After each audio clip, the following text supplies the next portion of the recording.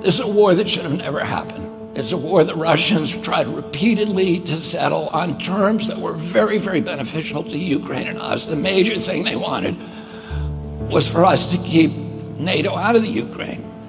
The big military contractors want to add new countries to NATO all the time. Why?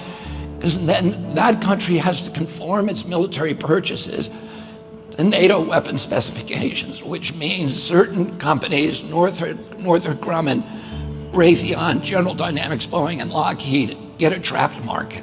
In March of 2022, we committed $113 billion. Just to give you an example, we could have built a home for almost every homeless person in this country.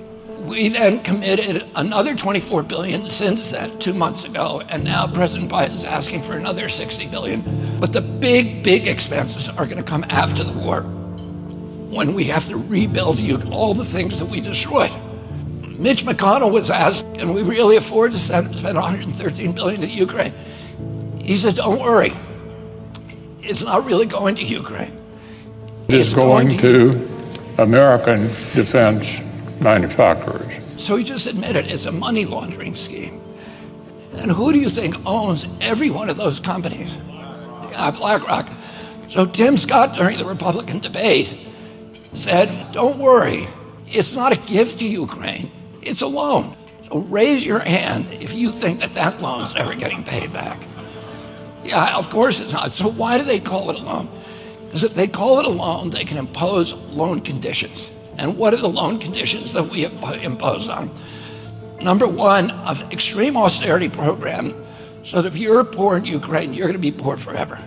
Number two, most important, Ukraine has to put all of its government-owned assets up for sale to multinational corporations, including all of its agricultural land, the biggest single asset in Europe.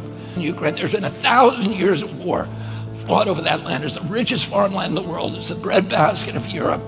500,000 kids almost, Ukrainian kids, have died to keep that land as part of Ukraine. They almost certainly didn't know about this loan condition. They've already sold 30% of it. The buyers were DuPont, Cargill, and Monsanto. Who do you think owns all of those companies? Yeah, BlackRock.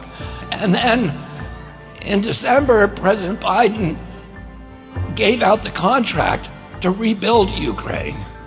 And who do you think got that contract? BlackRock. So they're doing this right in front of us. They don't even care that we know anymore, because they know that they can get away with it. And how do they know that? Because they have a strategy. And that strategy is an old strategy, which is they keep us at war with each other. They keep us hating on each other. They keep the Republicans and Democrats fighting each other, and black against white, and all these divisions that they sow.